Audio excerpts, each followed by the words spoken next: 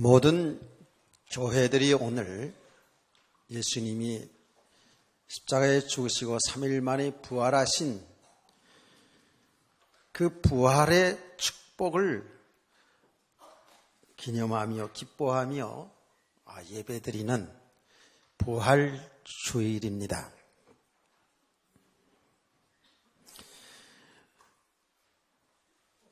우리가 12월 25일 날 예수님의 탄생을, 성탄이죠. 탄생을 참 모든 사람들이 기뻐하고 즐거워하며 성탄절을 지키는데, 우리 기독교인들에게 있어서 성탄절 못지않게,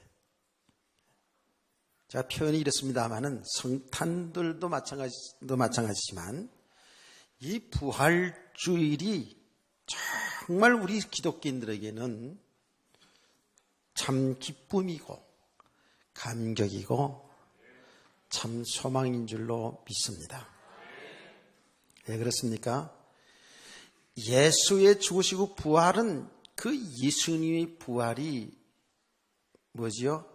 그 예수 그리스도 믿는 저와 여러분에게는 예수님처럼 이 부활의 축복을 이미 받은 것이죠. 영원한 생명을 얻게 된 것입니다. 부활주일이야말로 그야말로 축제일이라고, 축제의 날이라고 이렇게 볼 수가 있습니다. 그러나 오늘 우리가 정말 이런 엄청난 축복의 절기에 드러내놓고 기뻐하고 절구할 수 없는 것이, 이 땅에 엄청난 슬픔이 들어왔기 때문에 그렇습니다. 우리 장로님도 기도하셨습니다마는 우리가 모두가 다 알고 있습니다. 아직도 수많은 우리의 형제들이, 우리의 자매들이 그 물속에 잠겨 있는 그 사실을 생각하면 우리가 다 같이 부모된 입장으로서, 자녀된 입장으로서, 한 형제 자매로서 마음이 무겁고 많이 아프지요. 저는 이번에 이 사건을 보면서 많은 것들을 다 생각하게 하고요. 어제는 그 뉴스를 보는 가운데에 인간적으로 얼마나 안타까운 일입니까? 얼마나 슬픈 일입니까? 자녀를 키우는 부모의 심정으로서 그 모든 상황상들을 볼 때에 정말 가슴에서부터 먹먹해지고 정말 눈물이 나더라고요.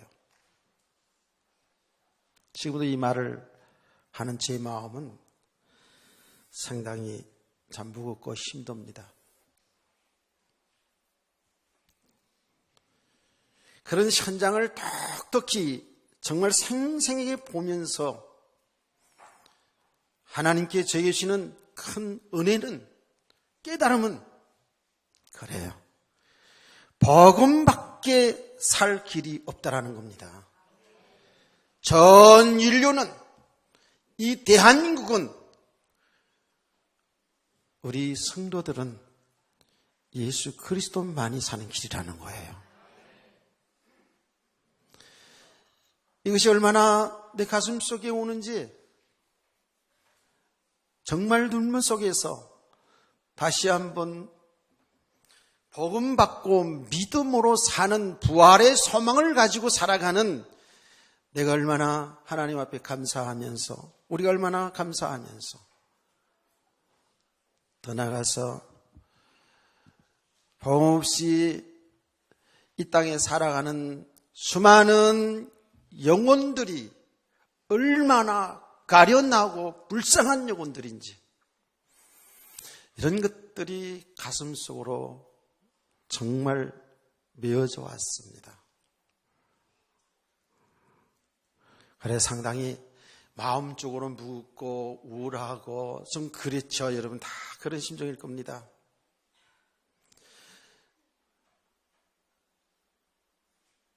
그러는 가운데에 제가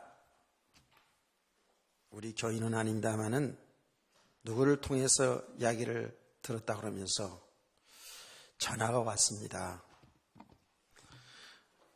목사님, 전화를 받을 수 있었습니까? 라고 이렇게 얘기했습니다. 그래서 누군가 이렇게 했더니 서울 어느 교회로 나가는 성도입니다. 이게 집사예요. 신앙생활을 얘기 들어보니까 30년째 이렇게 신앙생활을 하고 있는 분이에요. 그래서 복음에 관해서 좀 더 알기를 원해서 전했다는 거예요. 그래서 전화상이라서 제가 좀 했습니다. 그랬더니 목사님, 전화를 지금 시간적으로 받을 수 있습니까? 바쁘십니까? 이렇게 물어보더라고요. 그래서 지금 전화는 받을 수 있습니다. 그 말은 무슨 말이죠? 좀 편안하게 자기가 좀 얘기하고 싶다는 그 얘기죠. 그래서 괜찮습니다. 지금 제가 시간이 있습니다. 말씀하세요. 해서 대화가 시작되었습니다. 복음을 알기를 원하는 거예요.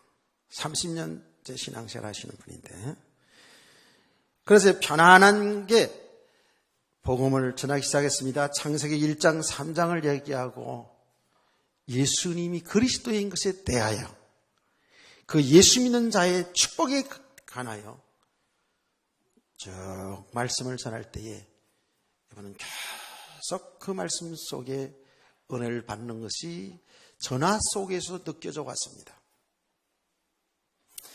그러는 가운데에 내 마음에 참 평안과 그 기쁨이 몰려왔어요. 난 뉴스를 보면서 상당히 참 울적한 그런 마음, 답답한 그런 마음들이 있었는데 마음에 참 기쁨과 평안이 왔어요. 전하니까 다 얘기하지 못했죠. 한번 교회를 방문하겠습니다 라고 서로 끝났습니다.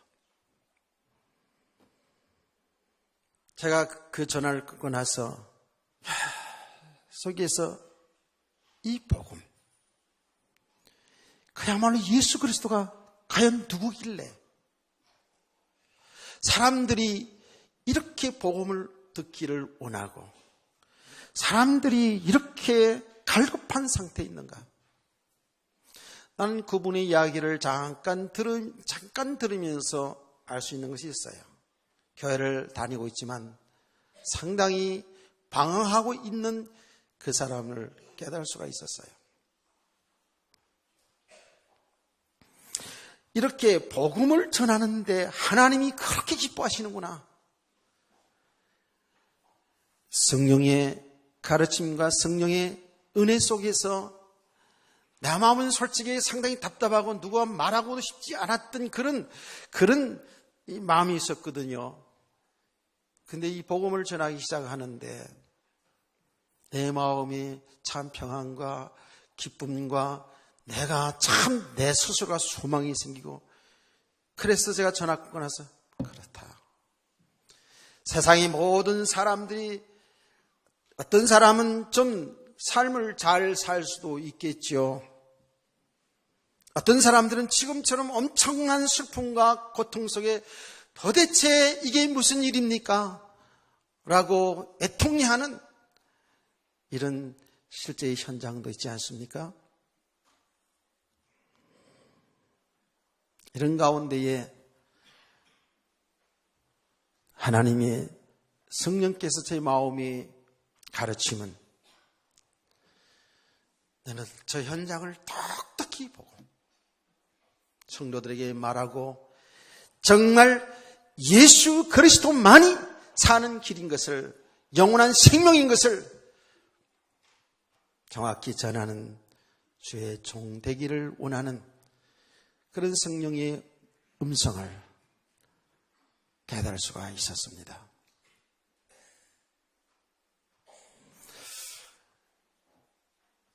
우리 모두는 신앙생활을 하면서 참 이해되지 않는 부분이 많이 있습니다. 그렇죠. 우리 인간이 아무리 뛰어나도 우리 인간이 많은 경험을 가지고 학식을 갖췄다 할지라도 한계가 있습니다.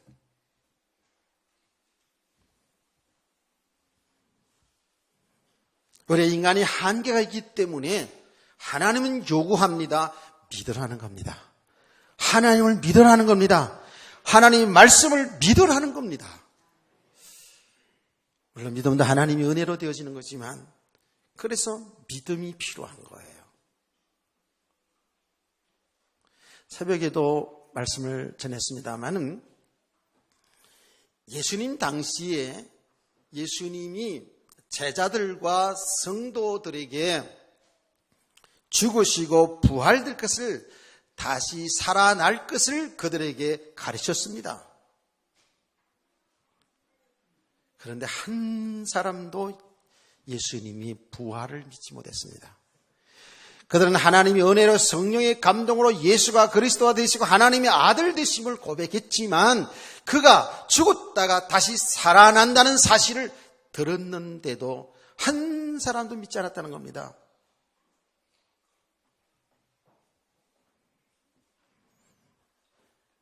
오늘 아침에 주신 메시지예요. 그래서 우리는 그 말씀을 통해서 그 당시 예수님 당시에도 그렇고 오늘날도 그렇고 우리의 인간의 이성, 우리 인간의 경험, 우리의 모든 배운 지식은 한계가 있죠. 그래서 하나님의 은혜가 필요한 자인 줄 믿으시기 바랍니다. 하나님의 은혜가 아니면 예수를 믿을 수가 없어요. 저와 여러분이 그야말로 하나님의 성령의 감동으로 예수님이 우리와 똑같은 사람이었지만 그분이 하나님이고 우리의 죄를 대신하여 죽으시고 부활하신 하나님의 아들 그리스도인 것을 믿는 것은 하나님의 큰 사랑이요 큰 은혜인 줄로 믿습니다. 얼마나 복을 받은 사람들인데요, 우리가 이런 믿음을 가졌어도 구원받은 믿음을 가지고 있어도 믿음이 되지 않은 만큼은 또 우리가 믿음이 세워졌다 할지라도 이 세상 속에 일어나는 모든 크고 작은 일들 다 헤아릴 수가 없지요. 다 이해되지가 않지요. 여기에 사람들의 갈등이 있고 여기에 성도들의 갈등이 있고 여기에 말하자면 신앙의 의심이 있어 신앙생활을 실족할 때가 있다 그 말입니다. 지금 저렇게 일어난 일들 가운데서 우리가 믿음의 눈으로 보지 아니하면 예수 믿는 사람들도 많이 신앙의 갈등이 올 겁니다. 정말 하나님은 살아계신가? 정말 하나님이 전능하신 하나님이 정말 살아계신가? 우리가 하나님의 자녀가 맞는가? 하나님이 살아계시다면 왜 나에게 우리 가정 속에 이 나라 속에 이러한 엄청난 재앙이 들어닥치는가?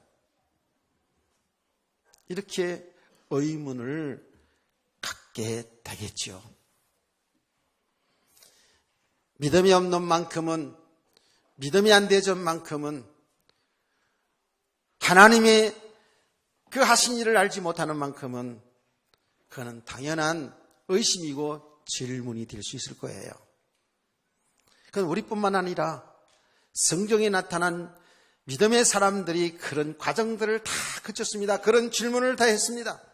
하나님 어찌하여 이 민족에 하나님을 섬기는 이 백성에게 이런 저주와 재앙이 있습니까? 저 불신자들은 너무 잘 먹고 잘 사는데 예수 믿는 우리에게는 왜 이런 일이 옵니까? 라고 그렇게 의심하고 갈등하고 더 나아가서 하나님을 향하여 원망하고 불평했던 사람들이 성경에도 기록되어 있습니다. 그런데요, 놀라운 사실은요, 그러한 가운데에서 많은 하나님의 사람들이 불신 세계 속에 있던 하나님의 백성들이 그 인간의 한계를 보며 자기에게 일어난 일이든 저러한 현장을 보면서 우리들의 인간의 연약함과 우리 인간의 한계를 보며 하나님을 찾아나가게 되는 놀라운 은혜가 있었음을 여러분이 기억하시기를 바랍니다.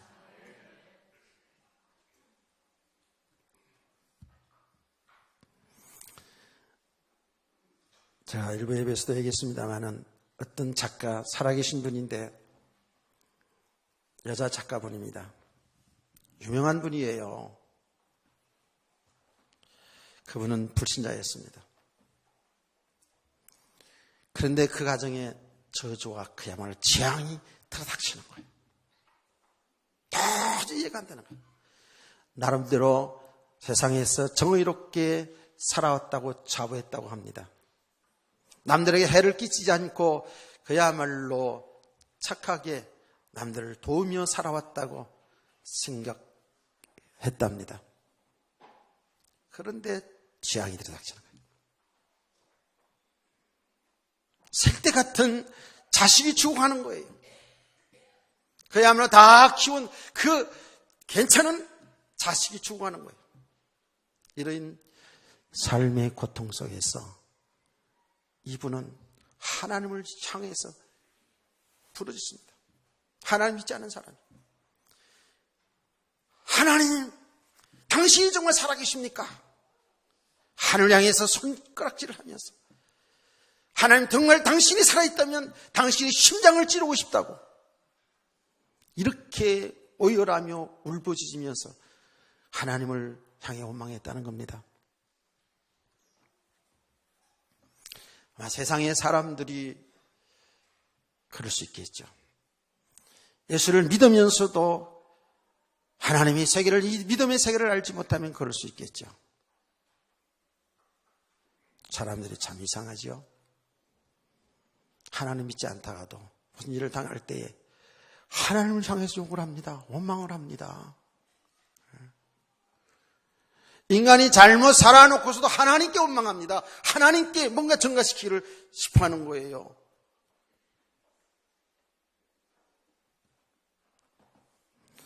여러분, 그게 우리 인류의 조상 아담의 모습이었어요. 여러분 잘 아시잖아요. 아담이 하나님께 범죄하고 나서 하나님을 거역하고 하나님의 말씀을 불순종하고 죄 가운데 빠졌어요. 에덴 동산에 두려워서 숨어 있을 때 하나님이 찾아왔을 때에 아담은 이렇게 말합니다.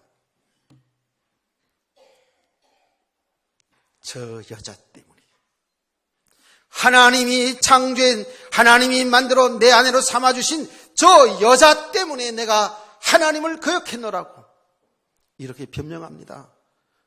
그게 하나님을 원망하는 거잖아요. 남에게 핑계를 대고 있잖아요. 하나님이 창조한, 언제는 하나님이 창조해서 하와를 만들어서 결혼을 시켜 결혼 주례하니까 아내를 맞이해서는 얼마나 좋아했습니까? 아담은 하와를 보고 내 살 중에 살이요 내 뼈 중에 뼈라고 이렇게 고백하면서 그렇게 너무너무 좋아했던 그 아담이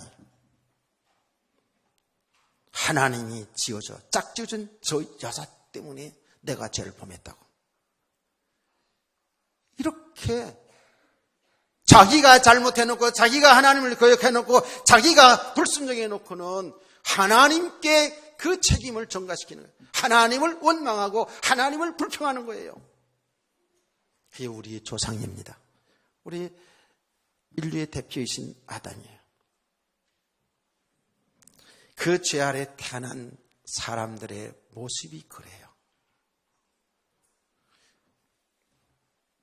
우리가 더 근본적인 원인을 알고 있습니다만은 나타난 것을 한번 잠깐 우리가 생각해 보더라도 그 많은 뉴스를 통해서 전해지는 것을 통해서 보더라도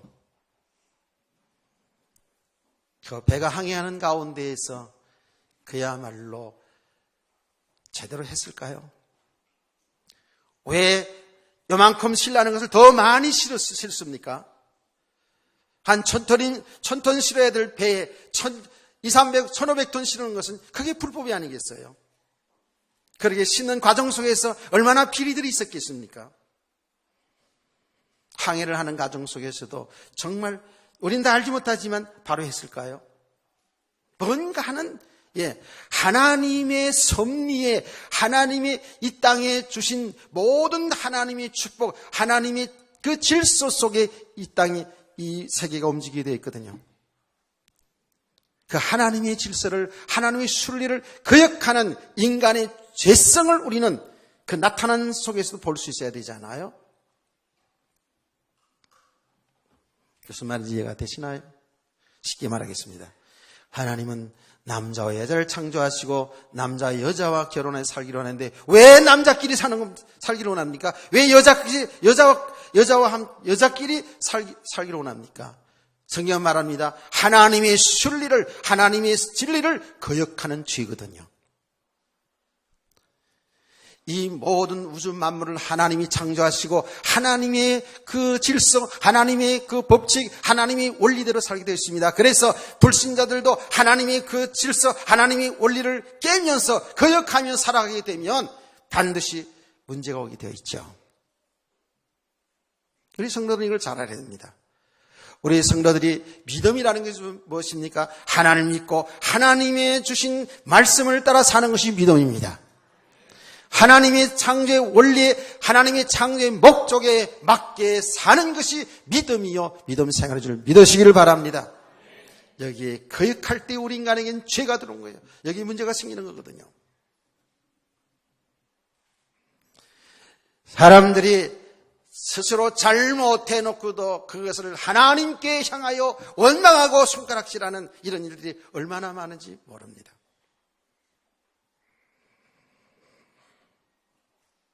하나님은 저 일들을 모르십니까? 그럼에도 불구하고 하나님은 우리 인간을 사랑하시기 때문에 에덴 동산에서 쫓겨난 아담에게 하나님 찾아오셨습니다. 죄를 범한 아담에게 찾아오셨습니다. 끊임없이 인간들은 하나님을 거역하면서 죄를 범하며 살지만은 하나님은 그 일들을 통해 그 인간 속에 찾아오셔서 우리를 위로하시고 싸매주시고 하나님 앞으로 돌아오게 하는 하나님의 섭리가 있음을 여러분은 깨닫기를 바랍니다. 지금은 당장 어렵고 힘든 과정 속에 있을 수 있습니다.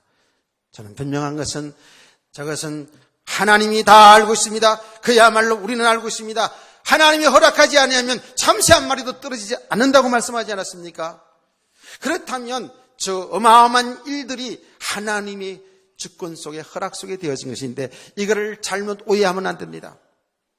하나님은 나쁜 하나님으로 몰아가면 안 됩니다. 그러한 과정을 통해서 하나님의 사람들 하나님 앞으로 돌아오게 하시는 하나님의 사랑이 그 속에 있음을 우리 성도들은 믿어야 할 것입니다. 성도들이 이런데 우왕장하고 하나님이 살아계십니까? 이런 수준 되어서는 안 돼요. 아까도 얘기했습니다만 우리가 믿음이 없을 때 그럴 수 있어요. 그렇잖아요. 저도 그런 과정을 다 거쳐왔기 때문에 오늘 하나님의 말씀에 의지하여 이야기할 수가 있는 겁니다. 제 인생에 실패가 들어왔을 때 저는 하나님께 향해서 그렇게 외쳤다고 그랬지 않습니까? 하나님, 세상에 나쁜 인간들도 너무너무 많은데 내가 그렇게 하나님 앞에 뭘 나쁘게 했다고 나에게 이런 질병의 고통을 줘서 이런 고통을 줍니까? 나는 꿈도 많고 할 일도 많은데 나를 이렇게 주저앉혀 놓고서 하나님 기쁘십니까? 저는 그렇게 막 하나님께 따졌던 사람입니다. 그래서 사람들의 원망, 불평을 충분히 이해할 수 있습니다.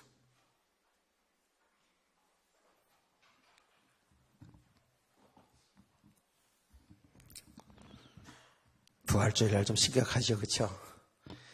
예. 그래서 심각하게 좀 들어야 될 필요가 있습니다.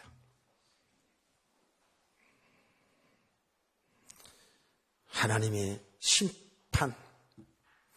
나는 이 사건을 통해서 정치하시는 분들, 예, 그리고 모든 사회 지도자들 바로 깨달아야 됩니다.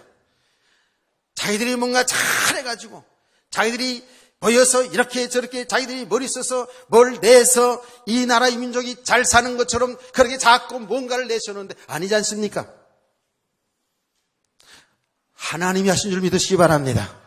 이 땅에 하나님의 복음이, 하나님의 빛이, 하나님의 생명이 들어오면서 하나님이 이 땅에 복을 주신 겁니다. 그야말로 자원 하나도 없는 이 민족에 하나님이 복을 내리셔서 그야말로 이 민족을 통해서 하나님의 생명의 복음이 땅까지 증거되기를 원하여서 이 땅에 하나님이 복을 주셨는데 사람들은 그걸 알지 못하는 게 당연하겠죠. 누가 정치를 잘해서 누구 때에 정치가 이렇게 되었고 아닙니다. 하나님이 그 사람들을 사용하신 것이죠. 하나님이 하신 줄 믿으시기 바랍니다. 그래서 정말 대통령부터 시작해서 모든 이정자들이 이러한 것을 통해서 하나님의 음성을 들을 수 있어야 된다고요. 하나님을 바라볼 수 있어야 된다고요. 겸손에 엎드려 하나님을 향해 나갈 수 있어야 되거든요. 하나님이 중요한 메시지가 있습니다. 저는 분명히 다 알지는 못하지만 저 가운데 불신자들도 있을 것이고 신자도 있지 않습니까? 제가 아는 교회의 학생들이 거기에 많이 가 있더라고 보니까.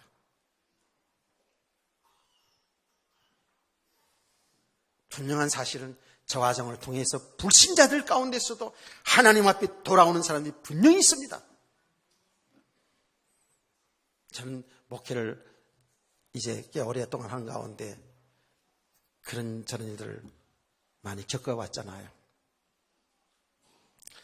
좋을 때도 많이 있습니다. 보람일 때도 많이 있었습니다. 그런데 정말 목사가 된 것이 너무 힘든 때도 있었습니다. 그것은 뭐 이런저런 도 있었지만 다른 게 아니라 저런 슬픔입니다. 도무지 이해가 되지 않는 이런 슬픔. 목회 초년 때에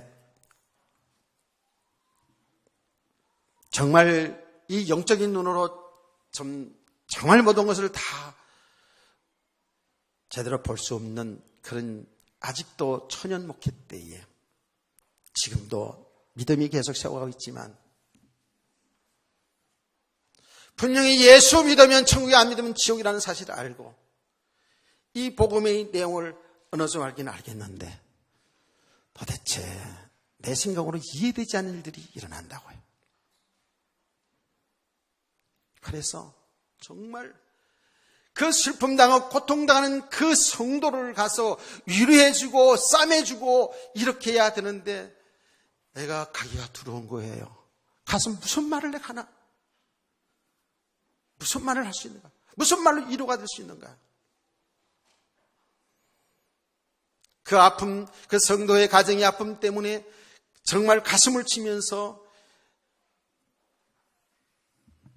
너무너무 힘든 시간들이 목회하는 과정에서 있다 하면서 있었어요.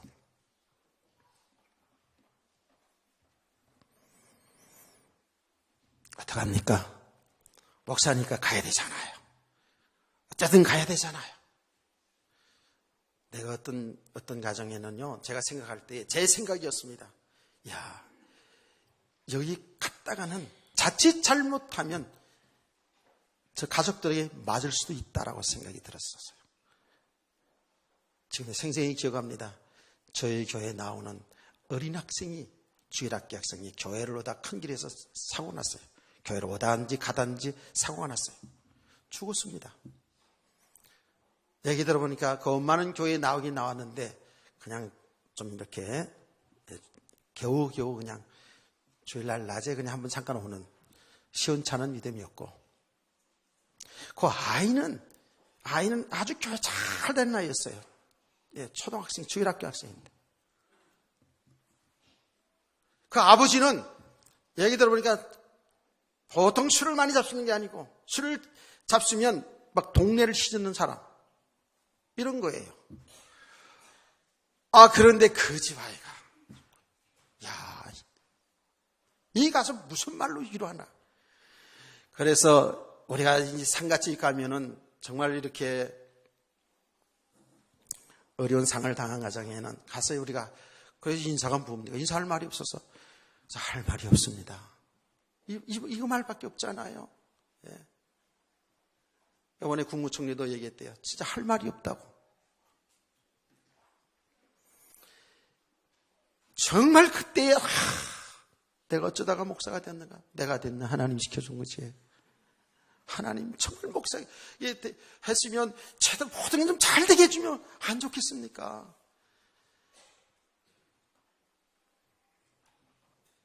갔습니다. 병원에 갔습니다. 그 아빠에게 얘기했습니다.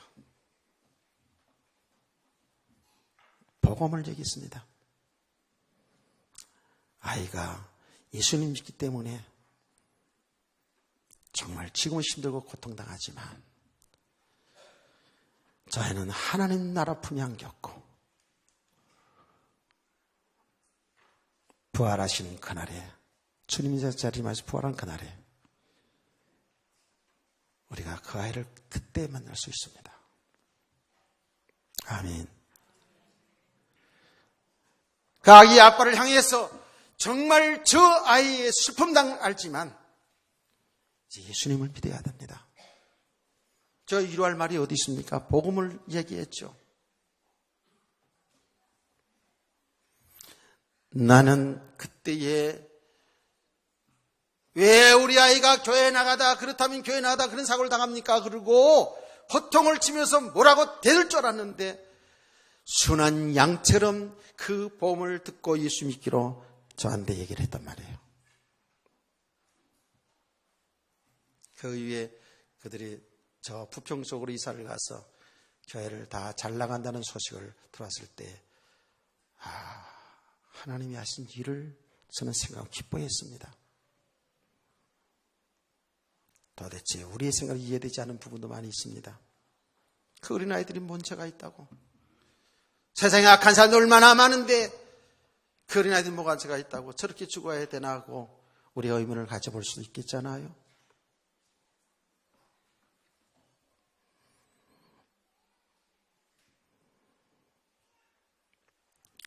예수를 믿는 아이들이 분명히 있습니다. 저 안에는.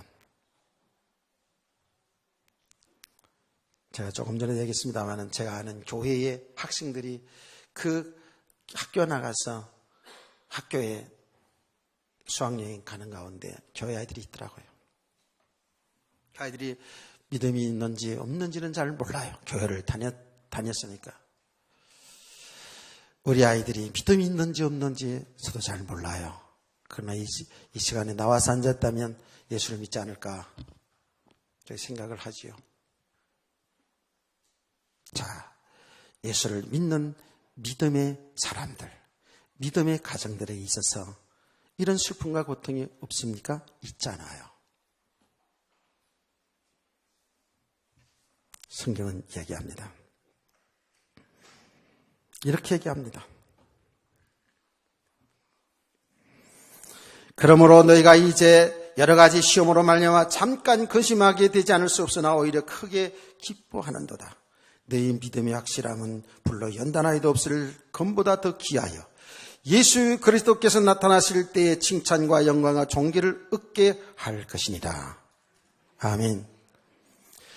우리가 정말 이해할 수 없는 그런 슬픔이고 그런 고통이고 그런 환난이고 그런 핍박이 있지만 그 모든 과정들을 통해서 정말 참 믿음의 사람들로 하나님의 나라의 축복을 누릴 수 있는 믿음의 사람들로 세워가는 그 과정에 있음을 여러분이 명심하시기를 바랍니다.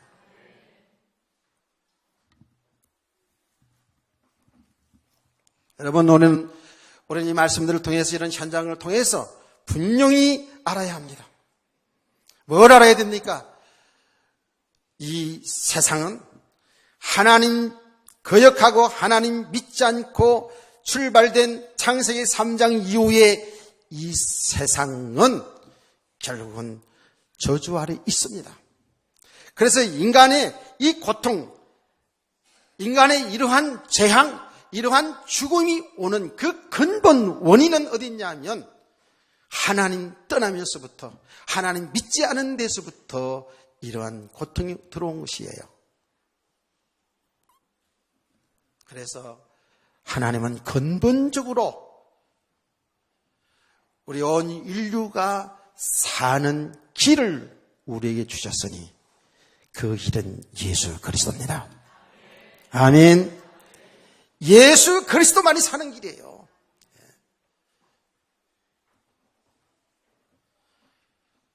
그래서 우리가 이 땅에 살아가는 날 동안에 우리는 엄청난 하나님의 응답을 받을 수도 있습니다. 우리가 또 때로는 엄청난 고난과 환난과 핍박, 슬픔 속에 있을 수도 있습니다. 우리는 어떤 경우에도 자로나 우로나 주지 아니하고 예수 그리스도, 그분만을 믿고 그분만을 바라보고 그분과 동행하며 그분의 인도받으며 살아갈 수 있는 성도 되기를 축복합니다. 이게 믿음의 삶입니다. 저는 성경을 보니까 환난과 핍박 올 때에, 엄청난 환난과 핍박, 고난이 올 때에, 인생이 실패했을 때에 그 사람들의 믿음을 볼 수가 있었어요. 세상의 불신자와 똑같이 살아갑니다. 똑같이 집 가고 장가가고 아들 딸 낳고 직장 다니고 사업하면서 똑같이 살아가요. 어떤 사람은 좀 잘 살기도 하고 못 살기도 합니다. 그렇잖아요. 그런데 언제 그 믿음이 드러나는가? 삶의 인생의 문제가 왔을 때, 삶의 실패가 왔을 때, 성도들 얘기하는 겁니다. 지금 환난과 핍박이 왔을 때에 그 사람의 믿음을 볼 수가 있습니다. 정말 믿음의 사람들은 그 환난과 그 고난, 그 실패 속에서 우리 자신의 한계를 보면서 하나님은 앞으로 나옵니다. 그리스도를 바라보게 됩니다. 아멘. 더 그리스도만 필요한 자인 것을 깨닫습니다. 그야말로 하나님의 은혜만이 사는 길인 것을 분명히 알게 됩니다. 믿음이 없는 사람들은 교회를 다니고 믿음 있는 것처럼 보이지만 믿음이 없는 사람들은 그 실패, 그 고난 통해서 아예 하나님을 떠납니다. 하나님 믿어봐도, 교회 나가봐도 별거 아니네, 이러면서 떠나는 사람들을 저는 많이 보았습니다. 반대로 삶에 엄청난 하나님의 축복이 왔습니다. 응답이 왔을 때에, 그때에 그 사람의 믿음을 볼 수 있습니다. 응답 왔을 때 더 신앙생활 잘할 것 같은데 놀랍게도요, 하나님이 응답 왔을 때, 하나님이 축복이 왔을 때, 참 하나님 은혜 속에 평안할 때에 오히려 신앙생활을 실패하는 하나님의 사람들이 얼마나 성경에 많이 기록되어 있습니까? 깨닫기를 축원합니다. 우리가 늘 얘기합니다마는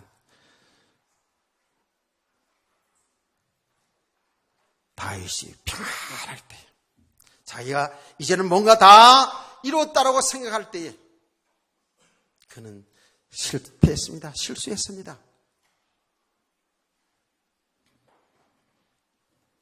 그래서 우리 성도들은요, 어떤 경우에도 정신을 차리고요, 응답 왔을 때도, 이 땅에 축복 왔을 때도, 평안할 때에도, 또 삶의 실패고 고난이 왔을 때에도 여기에 여러분 마음 뺏기지 마시고, 좌절하지 마시고, 자랑하지 마시고 예수님은 바라보시기 바랍니다.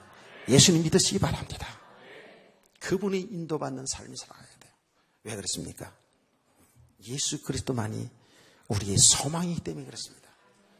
왜 그렇습니까? 예수 그리스도만이 우리의 모든 인간의 죄 문제를 십자가에 해결해 주시고 3일 만에 부활하심으로 우리에게 영원한 생명을 주신 분이기 때문에 그렇습니다. 아멘.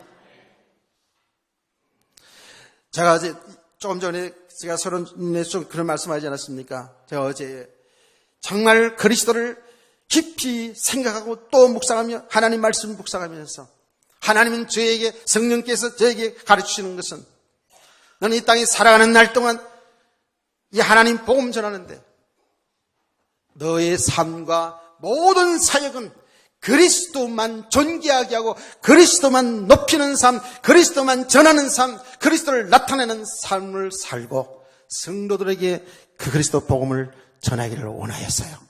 할렐루야. 왜 그렇습니까? 그리스도 안에만 영원한 생명이기 때문에 그래요. 그리스도가 정말 모든 어둠 속에 있고 혼란 속에 있고 방 속에 있는 우리 인간의 길이 되기 때문에 그래요. 빛이 되기 때문에 그렇습니다. 아멘.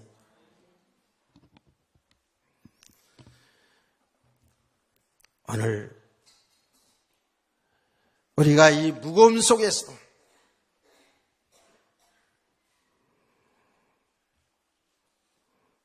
우리 성도들 가슴 속에는 하나님의 은혜로 구원받은 것을 인하여 기쁨이 있기를 소원합니다. 그리고 나는 오늘 우리 성도들에게 정말 이야기하고 싶은 것이 있어요. 이 말씀을 통해서 이 부활의 축복을 받은 우리 성도들 깊이 우리의 모습을 살필 수 있기를 원합니다. 부활의 소망을 가지고 살기를 소원합니다. 이미 저와 여러분은 예수 믿을 때 다시 태어난 그 첫째 부활의 축복은 이미 받았어요. 이제 우리는 이 땅에 살다 죽어도 주님 재림하신 그날에 다시 부활되어서 영원한 영생 하나님의 나라가 있음을 여러분 믿으시기를 바랍니다. 여기에 우리의 슬픔 중에 소망이 있는 것이고 고통 중에 우리의 소망이 있는 것이고 우리의 모든 삶에 기쁨이 있는 줄로 믿습니다. 결론으로 말씀을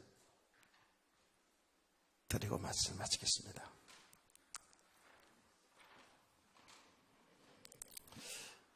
우리 온 교회는 여러분 우리 성도들은 삶의 현장에서 있잖아요. 하나님의 뜻을 오늘 잘 알아야 되는데 하나님의 뜻이 뭐냐 하면 하나님이 하시는 일이 뭐냐 하면 그리스도가 여러분들 나타나기를 원해요. 너무 많이 들었잖아요. 하나님의 소원은 하나님의 뜻은 세상의 모든 사람들이 하나님의 백성들이 주 예수 그리스도를 믿어서 영원한 생명 얻는 것이고요. 우리 하나님의 교회 성도들을 향한 하나님의 소원, 하나님의 뜻은요. 여러분의 삶을 통해서 그리스도가 증거되기를 원해요.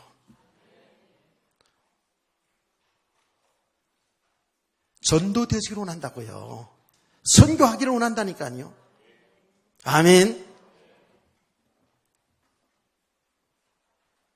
오늘 여러분 가족들과 여러분 이웃들에게 한번 우리 죄를 대신하여 죽으시고 부활하신 그 예수 그리스도, 그 예수 안에만 참 생명이고 참 소망이 있음을 전해본 적이 있었습니까? 하나님의 소원이더라고요. 하나님의 소원을 내 소원으로, 우리의 손으로 품기를 원합니다. 하나님의 소원은 우리 성도들로 하여금 그 삶을 통해서 우리가 나타나고 우리가 영광 받는 그 자리에 가는 것이 아니라 그리스도를 존귀하게 하는, 그리스도를 높이는 삶을 살기를 원하고 있다는 사실 믿으시기 바랍니다. 그래서 우리 성도들 삶이, 이런 삶을 살기 위해서는 정말 하나님의 은혜 속에서 나는 죽고 그리스도만 살아야 되는데, 내가 죽어야 그리스도가 존귀해야 되잖아요. 아멘. 우리는 너무 내가 살아있어요. 나를 살리려고 하면 살아가고 있어요. 이 말씀은 이게 하면은 할수록 이게 너무나도 엄청난 일입니다. 내가 죽어야 그리스도와 함께 삽니다. 죽어야 그리스도와 함께 부활의 삶, 능력 있는 삶이 되어집니다. 내가 죽어야 그리스도가 존귀하게 나타난다고요. 그래서 우리는 어째요? 은혜를 지속해야 돼요. 믿음의 사람을 세워져 가야 돼요. 믿음의 사람을 세워져 가면 갈수록 나는 없고 그리스도만이에요. 내게 한 게 없거든요. 나를 구원하신 이도 하나님, 나를 믿음의 사람으로 세워도 하나님. 우리가 다 이해를 하지 못하지만 때로는 고난이고 때로는 응답 속에서 우리를 믿음의 사람으로 세워가시어 하나님의 그 나라의 축복을 누리게 하지 않습니까? 이제 우리는 이런 믿음의 비밀을 가지면서 한 걸음 한 걸음씩 복음을 알아가고 있습니다. 사실은 제가 오늘 여기까지 한 것은 거의 서론적인 말씀이면서 사실은 다지요. 예수만이 우리의 생명이고 부활이고 소망이야. 아멘. 그러면서 우리의 신앙생활의 시작은 여기서부터 이제 시작이 되어가야 되는데 너무나도 우리는 복음이 안 됐어요. 믿음이 안 됐어요. 그래서 오늘도 내일도 우리는 이 복음 예수 그리스도만이 필요한 자예요. 은혜가 필요한 자예요. 지속해서 이 은혜를 받으면서 우리 정말 믿음의 사람을 세워가며 여러분 모든 삶을 통해서 그리스도가 존귀되어지고 그리스도가 나타나지고 그리스도가 증거되어지는 이런 복 있는 성도의 삶을 살기를 주의 이름으로 축원합니다.